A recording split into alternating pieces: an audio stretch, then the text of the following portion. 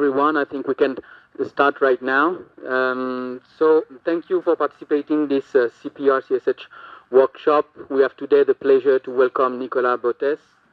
Why the pleasure? Because Nicolas is currently affiliated with IFP, French Institute of Pondichéry, which is a sister center, research center of CSH, which you might know is my institute. But you're not going to talk about the research you are currently performing in India. You're going to go back to the fieldworks you realized in Brazil some years back. So you have 45 minutes more or less, and then we can proceed to a round of questions. Thank you very much. Thank you all for kindly inviting me to this seminar, especially Partha, Mukta, Marie-Hélène, and Olivier. And when Marie-Hélène suggested to invite me here, I offered her two options. And the first was an ongoing project, which meant I'm coming back to India after a long period of absence, and I want to go back for my first to rework and to see from another lenses the work I've been undertaking on the politics of heritage in Udaipur. And but she told me no, it would be better to present a case study. So I'm presenting something which is the last fieldwork I undertook under two research programs. Was one the setup, social exclusion, territories and urban processes, and another one which is closely linked with the subject I'm here for, which is about illegalism, informal politics, and called Inverse. I will present this a bit later.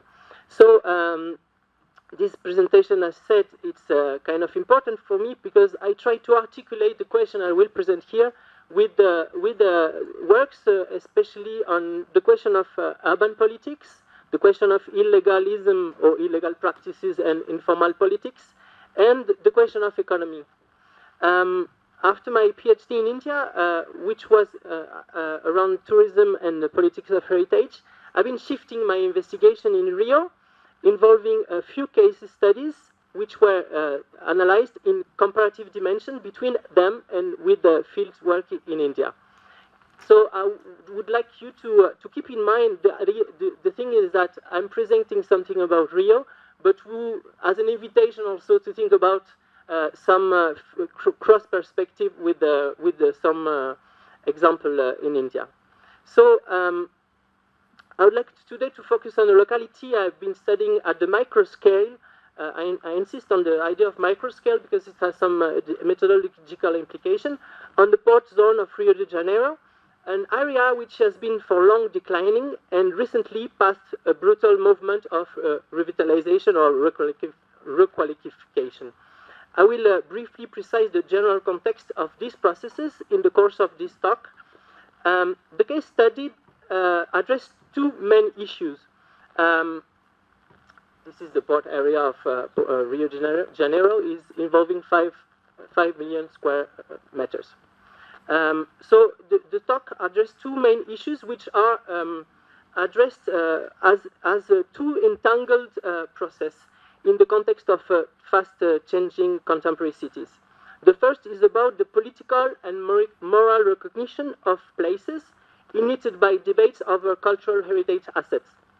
It relates to the strength of both identity urban movements and heritage in the process of resignification of memory and landmarking or placemaking.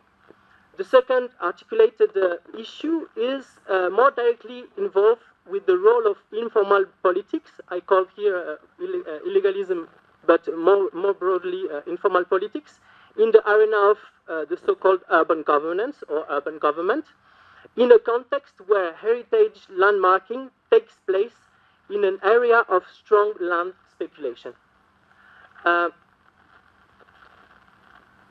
Here, the claim for identity recognition is laid in this example by strong social movements, by cultural activists, and by religious practitioners.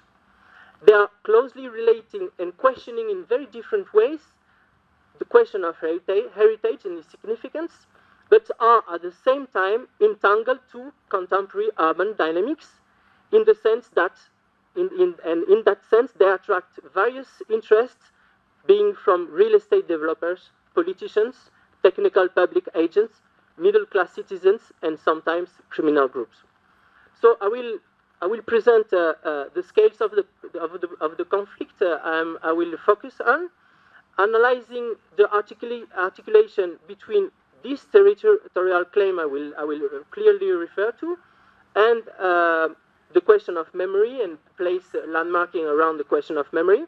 And I will, within this context, address two related issues, one related to a court case in law, and the second part, I try to characterize and present the set of cross practices that this places is concentrated.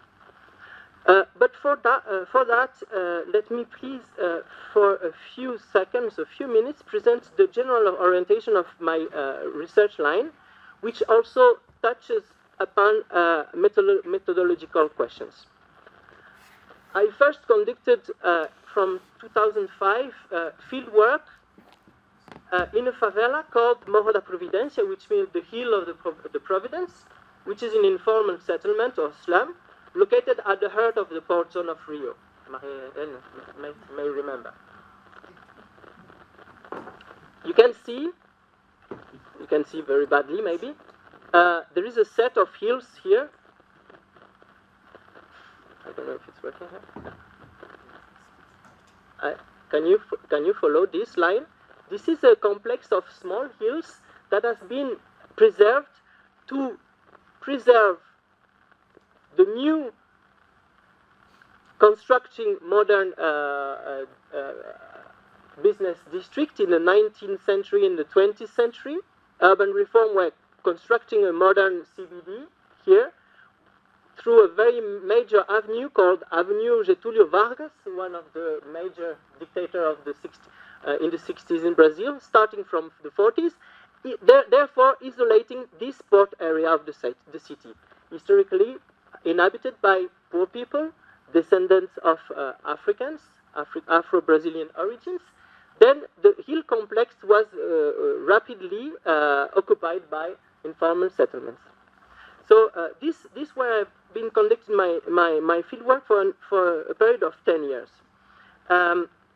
I've been working on how the state's intervention were addressing to the specificities of the locality, being a favela or being a popular neighborhood, what kind of urban policy they were applying, urban projects, urban schemes they were addressing to the specificity of a neighborhood being a slum or not. And in the meanwhile, I've been addressing how, this is the Morro da Providência, I've been trying to understand how this part of the city has been slowly involving a kind of concentrated of the whole urban politics, urban schemes conducted in the city. So here is the partial chronology of the urban policies implemented in the area. You can just, I won't detail all of them, of course, but what is important to follow is that from the 1980s, especially after 85, when Brazil is coming back to democracy after a period of dictatorship, it also articulated very clearly urban policies to neoliberal, so-called neoliberal orientation, therefore opening urban politics into the financing, the founding of international agencies, among them the Inter-American Bank, and under the World Bank orientations. So what happened in the specificity of this area and in the favela I was working? The first is the slow interaction between urban policies, urban schemes of rehabilitation, upgrading schemes, you could say, and heritage-based projects. More and more from the 90s and 2000, urban projects were articulated with somehow question of memory, identity, heritage, tourism. This is very common. That's why I was telling you maybe we should think on a projected basis with some other example in the world. But without detailing this project, it's very important to mention that all of them are encompassing a strong component on heritage and tourism, attesting for me that the main interest of the public policy was not to provide basic service to the poor, but rather integrate them, this area, to the current trends and flow of the neoliberal urban policies, very much in the case of Rio, associated to a politics of mega events we could follow up to the Olympic Games in 2016, defined after Barcelona's model, or the model of Barcelona. Of course, Barcelona played a very important place as starting in the early 2000s, after Manuel Castel and Jordi Borja were called by the mayor of Rio to implement an expert document defining the strategy of urban policy, urban development of Rio, including, of course, the same recipe than in Barcelona, a museum, which is now located on the city, down the hill of the favela, city of Samba, an open sky or open air museum of the favela, within the favela, presented as the last testimony of the 19th century housing facilities of the poor, which is also involving some heritage issues I will say more. All this in a perspective to transform and to turn the favela into a tourism object. That's the place where Marie-Hélène knows very well, because that's the place we were describing for lunch. On the top of the hill, a small church called Capella do Cruzeiro, which is planning to be rehabilitated from 2010 onward as a colonial church, therefore hosting tourism and all that.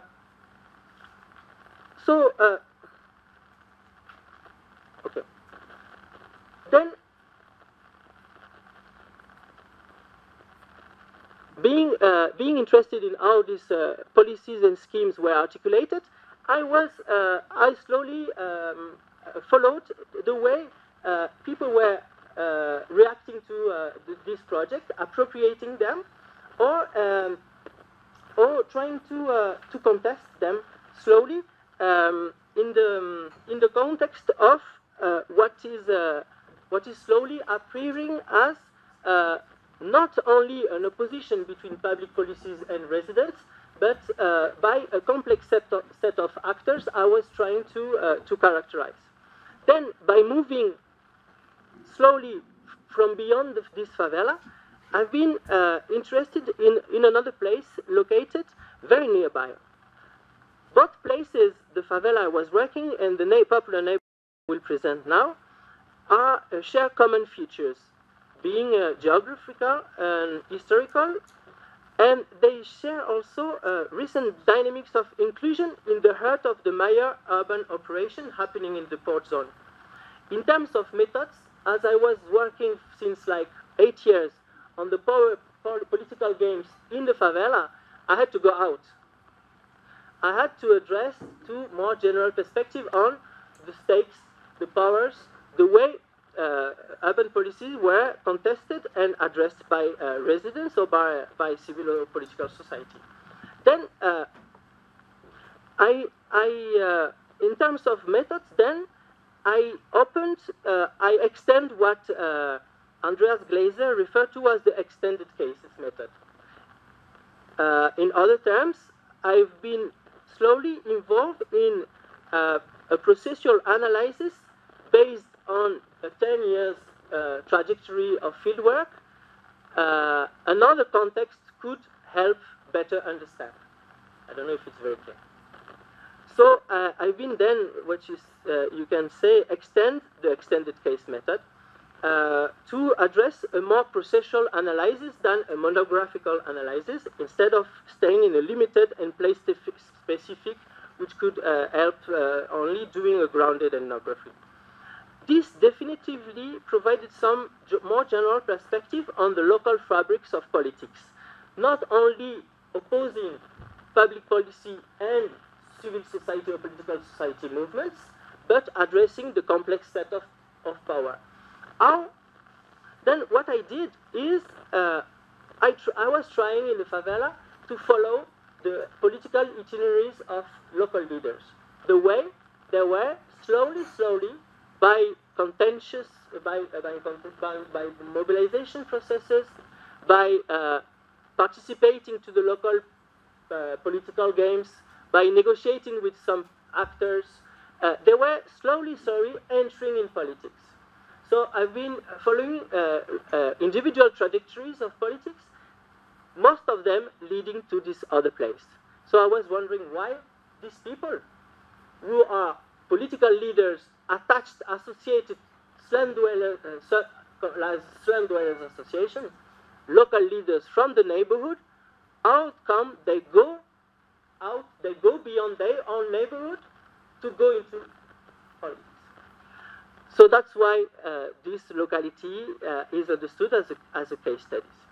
Then I needed a framework to understand that. So first is a processual analysis of local leaders' trajectory into politics, to understand in which ways they were entering into politics, to which extent, in what kind of field, with what kind of skills, resources, specializations, what kind of limits also, because they were coming from a slum.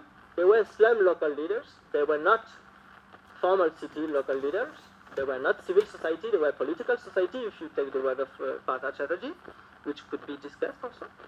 And then, interestingly, I was at that time working in a project around the question of informal politics with many other colleagues.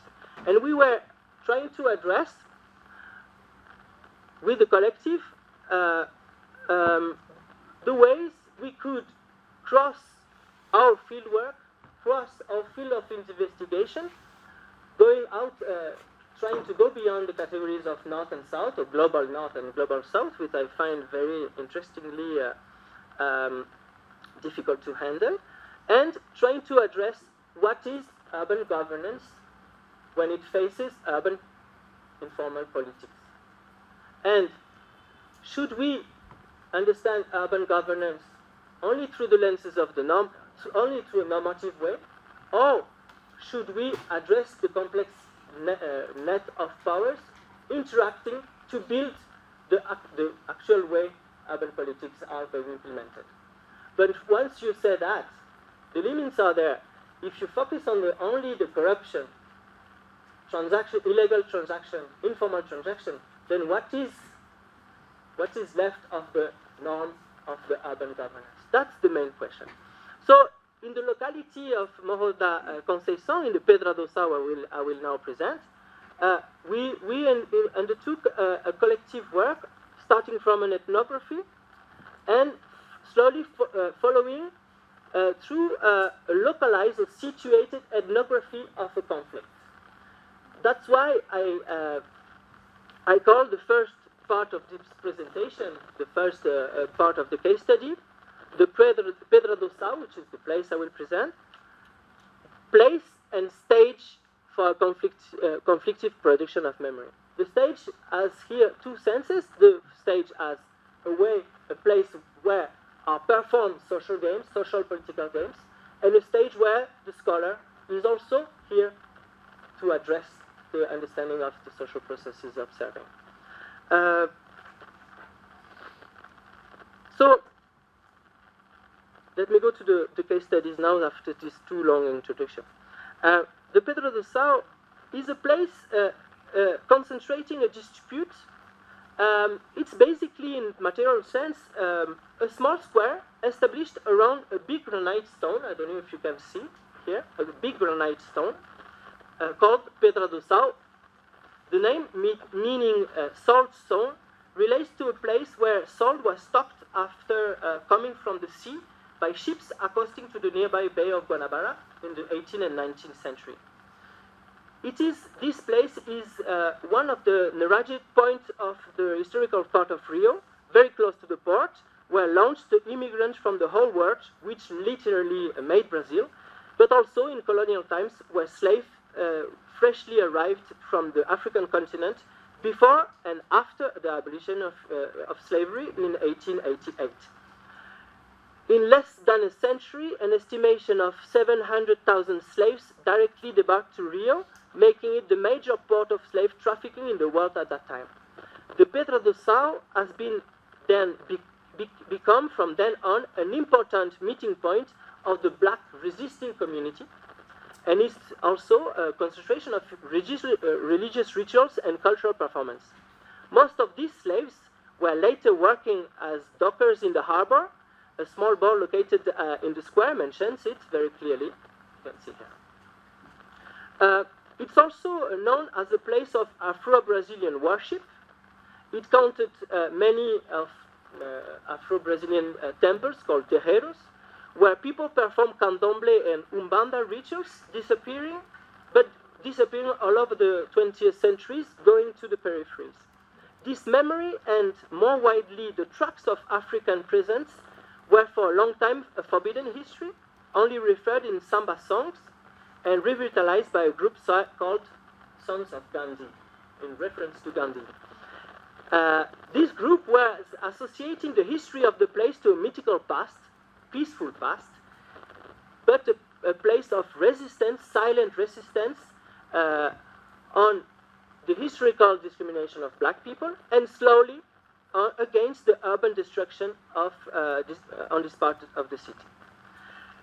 But the end of dictatorship in Brazil opened new democratic expressions leading to constitutional rights, and slowly showed the emergence of identity activism spreading out the country. In 1987, local activist group called Community of Remanent Quilombo claimed the State Institute of Cultural Heritage to protect the place, the Pedra do Sal. First positive response of the state, recognition from then on the Pedra do Sal as a national and cultural testimony of Brazilian Africanity. They decided further to identify it as a quilombo. The term refers precisely to, I quote, space historically occupied by emancipated or liberated slaves to whom was recognized during the colonial period in the rural areas of Brazil, a collective ownership of the land. Both decisions were made without any preliminary consideration on its possible consequence to shift constitutional rights happening in the rural areas in an urban context where the land is becoming precious. As a matter of fact, an important set of buildings and plots located in the immediate vicinity of the square is owned by a religious institution, the Catholic Venerable Third Order of San Francisco of Penance. I will refer from now as the church, which is founded in 1990 in Rio, having a very important place in the heart of the city. And you can see here the properties of the church. So the decision of protecting, recognizing this place as an African or an Afro-Brazilian memory, of course, convinced the church to start increasing the rental prices and soon engage with an eviction process against the current tenants, who could not afford such increase, most of them being from low-income families surviving from social pension. The official argument of the church to suddenly open what could be a strategy of land speculation, she answered that she needed space to expand educational and welfare projects in the area. Of course, such decision is also related on the ongoing valorization of real estate in the area, which started slowly in the 90s to be very important from 2000 onward. I don't have time to get to data, but it's the price of the land in Rio was multiplied by 100 in 5 years from 2000 to 2005, and then it continued to 2005 to 2010. In the following years, more than 40 families renting places from the church were either evicted or relocated from their rented house. But in the context of strong involvement of several Afro-Brazilian activists with housing social movement, mixing identity movement with social housing movement, they were becoming very strong, and they decided to squat the properties. The reaction of the church is rapid and brutal. Claims started to denounce that some representatives from the church were persecuting people, relaying a brutal discourse against black minority, which according to them were not representative, representing anything in the area, were invaders and unknown in the neighborhood, unlike the other immigrants of Spanish and Portuguese origins, but Catholic. In fact, soon after the landmarking of the Pedro do Sal as an heritage asset, a strong movement of territorial claim emerged, soon to gather together housing activists, popular cultural supporters, and social movements of all kinds around what is slowly becoming a space of resistance of black identity and population. Some comments then criticized strongly what they called an exaggerated proliferation of black reference in progenies. Let's now focus on the foreground arena of the dispute a bit, that is the sphere of the law, from the federal level.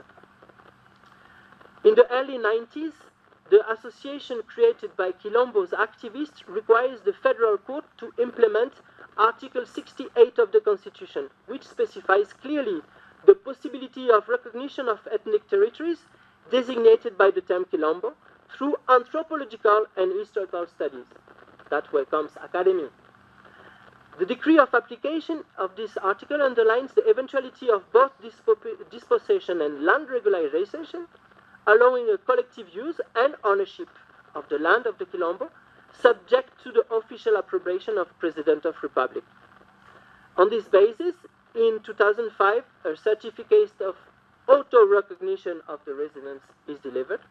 The document is co-signed by the community leaders and by several members of the movement, who become, therefore, officially, I quote, descendants of slaves of the valley of the South Paraiba, which is the river, and historical residents of the harbor zone. This is implicitly recognized the African origin of this part of the city and lends legitimacy to their supposed representatives or legacy.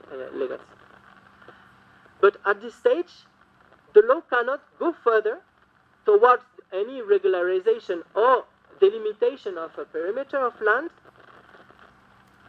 No tangible track of historical implantation of the claimers in the neighborhood could be officially attested.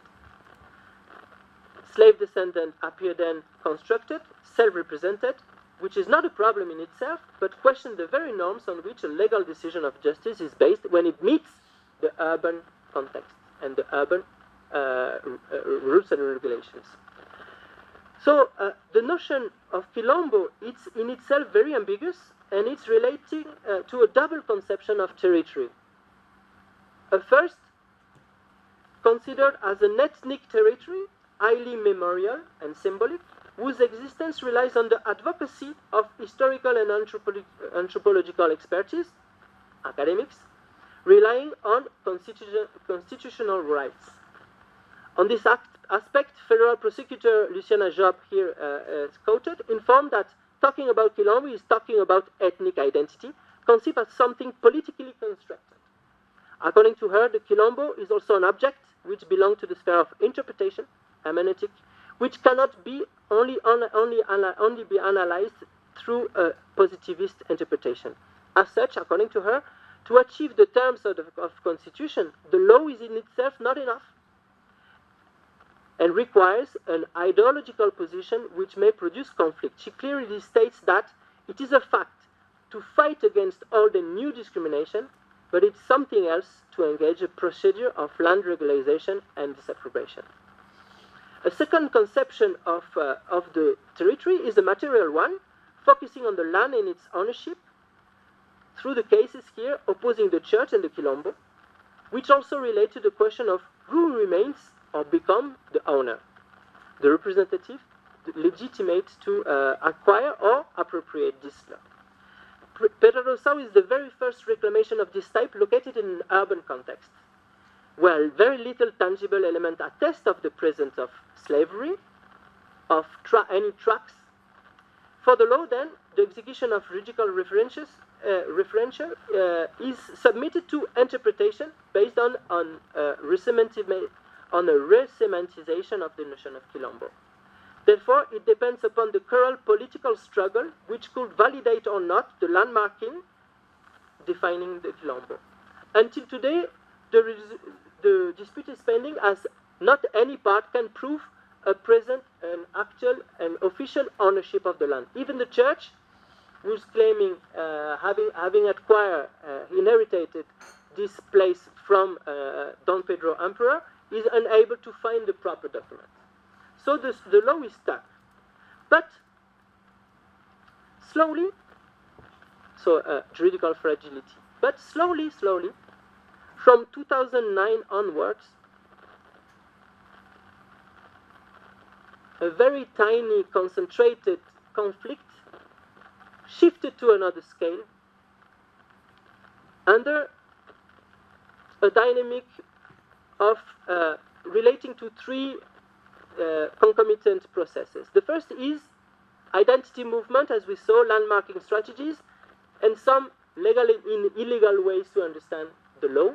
People were producing facts and tracks, using anthropologies to produce, to attest the historical proof of slavery, so things like that. But the second scale is also a local scale, as in 2009, the major urban operation of urban Brazil is launched in the area, where a dispute opposing two parties is rapidly, fast engaging the question of landmarking and urban strategies at the scale of the metropolis. And also, of course, at the national scale, where the law, the federal court, is also very much questioned for its ability to apply to constitutional rights. This is the case for the Quilombos, the slaves, but also the case for the Indians as Indian American natives. For many, all the question of discriminative minority politics. So the rescaling of the conflict is very linked to urban operation Porto Maravilha. Sorry, it's cut because of the font. But the urban qualification of historical center effectively tended to activate a latent tension around ownership of the appropriation of urban land in the whole area. Until then, solving disputes related to inheritance among owners or family members on a very old building were latent due to the common degradation of many of the houses and the very low value of the land. It was not worth going to the court to get back a property. But the situation is rapidly changing in 2009 after the launch of this urban operation. I don't have time to present it, but if you want, we can discuss about that afterward for the people interested. But it entailed $2 billion over 15 years, attracting private investment, facilitating a flow of capital, and opening up to the private takeover of infrastructure management and public spaces, investment funds, some of them buying highly degraded buildings, even entire streets from 2009. From this time, the urban pressure was very clear, and this highly concerned Pedro do Sal. But where something happened by chance, I should say, most of the people were busy thinking about how they will suffer or benefit from the financing system created under urban operation, how they will be evicted, or how they will beneficiate from this speculation they couldn't even think about. It happened that in January 2011, works performed under the urban operation excavated the main former slave disembarkation pier 300 meters from the Pedro do Sal was talking about. It was called Valongo Wharf. This pier was built in 1811 and known to be the wharf of slaves, a place where between 500,000 and 1 million slaves landed. They say 700,000, but we don't really know. But since then, till then, this wharf has been covered by an avenue, modern avenue, which also was covered. So the slaves pier you can see here, the Valongo pier, the pier of the slaves here, the stones. And these were excavated at the same time a disembarkation pier called Imperatriz Pier, made when the Imperatriz was coming from Portugal to get married to Imperator of Brazil, Dom Pedro. So then these two piers, two major archaeological elements of the history of this place, were excavated by the contemporary urban operation. By chance? By chance. They didn't know, I mean. Soon after archaeologists excavated the site, the Valongo was officially recognized as Afro-descendant heritage by the proper municipality and opened to the public in early 2012 after light layout with archaeological tracks and boards serving as commemorative and memory monuments. There were found the tracks of the slavery. Under the vigor of movements of archaeology, academy, anthropology, strongly supporting identity movement, in July 2017, very recently, the place that was declared Site of Conscience for UNESCO in UNESCO World Heritage List. The recognition of another place in the area of Afro-Brazilian memory, much site de conscience, slave, site of conscience by the UNESCO. I give you the reference of slavery. It's part of an international network of sites of memory of slavery, site of conscience. So this recognition, much more ambitious than the Pedra do Sal, is very clear.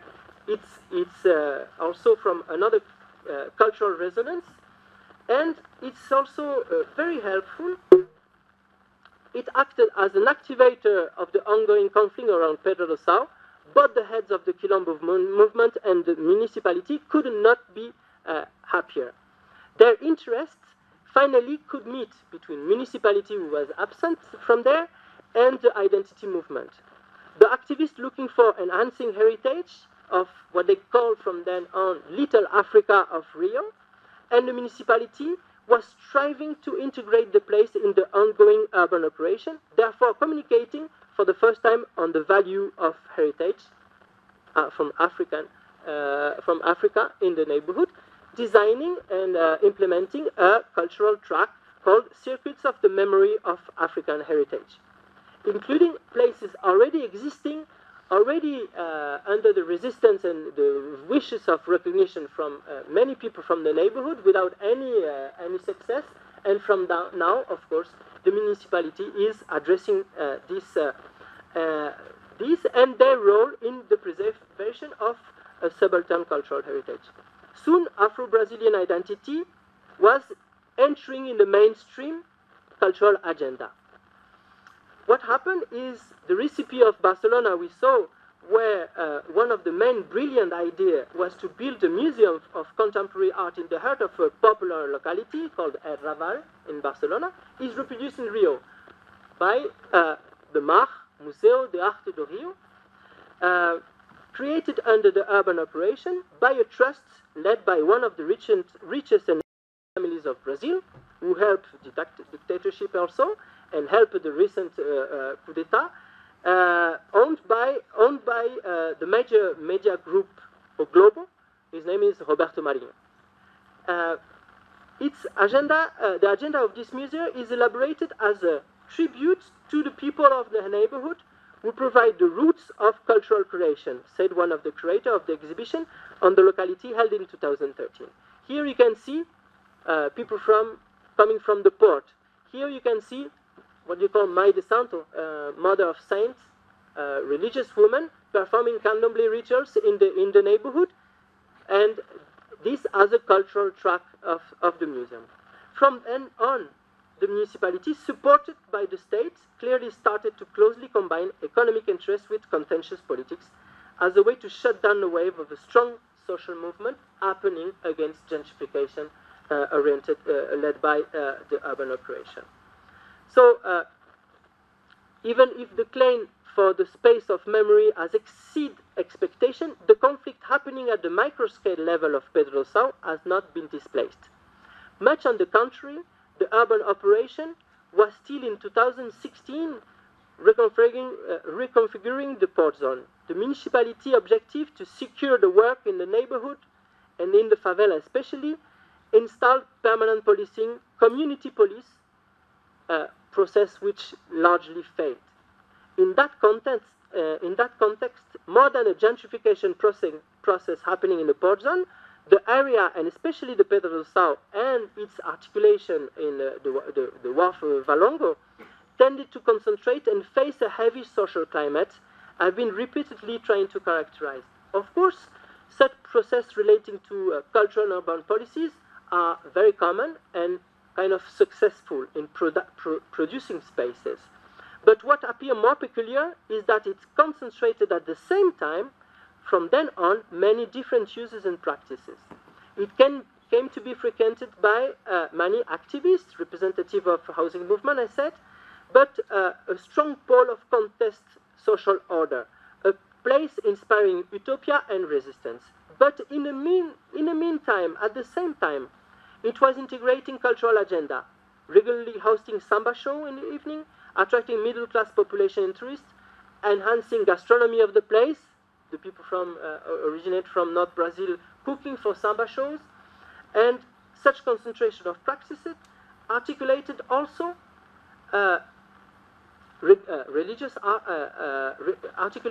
religion, identity, heritage, but also other practices I qualified as subversive or illegalism.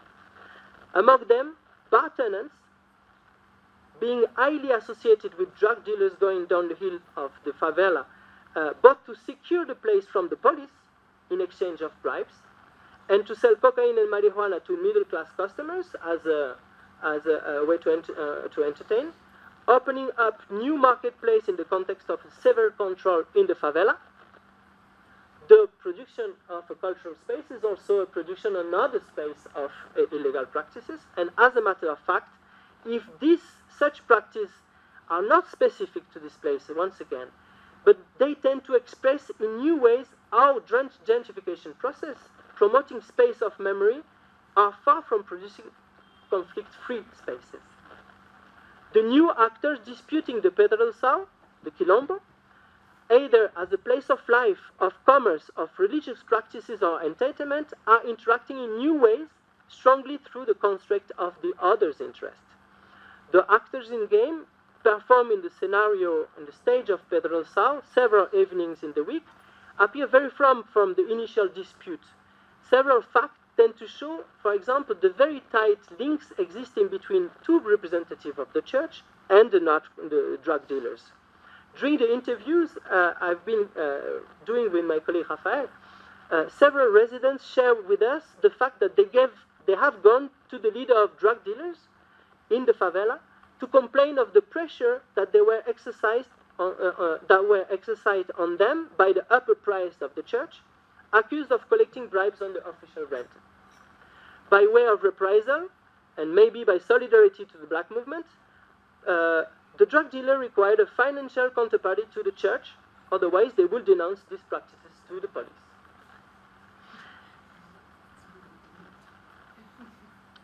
Such situations tend also to silence the church, opening up the place for the drug dealers to exert their control, securing the place, assuming also a new ways their domination, both by replacing police forces to ensure security and selling freely drugs. Being asked why such practice was not resulting in any reaction or regulation from the municipality, state regulation, or from the government institution, a municipal officer responded to us that it was impossible, I quote, to engage with repression or even with a simple presence which could threaten the fragile balance sketched out in the region after the implementation of the urban operation, but especially after the claims of the Quilombo.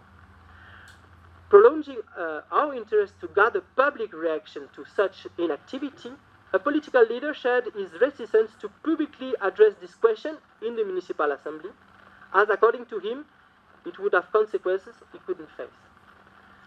This person was sitting in the municipal assembly, and his ex-wife, they were fighting since a long time, his ex-wife called and said, don't stay close to Damian Braga, which is the representative of the black movement in Rio, don't stay close to him. And then he turned to me as I was assisting to the municipal assembly, and he told me, she didn't talk to me since 2 months and now she called me, as an advice. So if such consideration should could be discussed as a way to represent an academic proof or testimony or empirical data or something else, as many other attesting or criminal practice or illegal practice, they are not to be considered as proof, but however, in the context of high tensions, it's the only way I could face to gather information, and also it's very, they could help to elaborate a tight interpretation of the senses of social experience in a particular place. And then could address the question of how informal politics effectively works. 2 minutes to conclude? Okay. So to briefly conclude, there are so many questions could raised by this case study. Once again, it's a case study, and it's a very limited amount of empirical data, but through a long period of observation. But I would like to insist on 3 main elements which are important to draw some further and more general perspective. First, this case shows how a set of cut-crossing processes tend to combine and turn very complex the understanding of how memorial legitimacy is built, produced in a highly valorized place. Crossing, therefore, question of heritage in rapid urbanization or in our rapid urban transformation. This is a very common subject, but I feel in India that it's very urgent to address directly this double process of rapid urbanization, land issues or land speculation, and heritage, which reveals also some of the interest. The very specificity of Pedro Rousseau dispute relates in fact on the fragility and the subjectivity of territorial claims and the fragility of the law that has to be understood as a practice to be analyzed through an anthropology of law, and that's how my colleague Raphael, which is an historian of the law, is slowly taking the law in his hands to address it as a set of practice as an anthropology. It's also very specific due to the practical difficulty and the moral responsibility of the court of the justice to apply in an urban context a legislation based on the rural world. I said that, but in the rural world of Brazil, where family linkages tend to guarantee the right to land from both the progeny and the residents, which is not the case in the urban context. Then the Quilombo doesn't only rely on the spatial reclamation, it is more to be considered as a projection of identity, religion, but also as a projection of resistance. Then, as both tangible and intangible traces of an heritage, which is a place of implementing where strategies could be implemented, such not considering heritage only as a set of elements of any value to a specific norm, which could be contexted in terms of its social captivity or social background or its aesthetic values, but rather a heritage as a resource, as a way to produce and address conflict, as a place where different strategies meet and challenge dominant powers. This aspect of heritage and culture and the public expression and the cultural economy it produces then are directly questioning the place of the middle class members, who are the public, who are the consumers of this heritage, of this conflict. They are alimenting the conflict while taking also advantage of it, but also helping to secure places where, since 2 or 3 decades, were impossible to go on in the night. So they are opening up new public space in the city. The question is not to be judging ourselves, as we are also involved in gentrification processes. So this has to be addressed as question very fragile and very tiny. But remembering what how the cities, and especially metropolises, as producing a fetishism for heritage and culture. This is a significant aspect in which people converging in the Federal South are involved. All of them are aware of the importance of these cultural shows. The songs of sambas are the testimony of a very ancient production of challenging the dominant powers, being colonial or post-colonial. That is to say, since its creation at the very core of a place which has been always discriminated and marginalized, at the heart of new powers, as a space of resistance, it is presented as a stage where mobilization, practice, and strategy are visible, as a symbolic reference of social and racial contestation, its control remaining object of the struggle. So the struggle may rely on very different legitimacy, on unbalanced powers and influence, and on very different norms that should require analysis based on multiple perspectives. The forces which cut across the field of urbanism and urban governance are then largely dominated by overlapping questions of identity, territoriality, and power. The overflow of illegal or informal practices are either able to threat the precarious balance of power, silence one or the other of the groups in opposition, or enhance the power of some actor involved in the place to orientate urban politics. In that way, urban politics works precisely within the field of urban decision-making. This question appears very important to be debated, especially now, because I'm still very much interested in such processes in another context in India, and I would be very pleased to have some questions and critiques and further explanation. Thank you very much.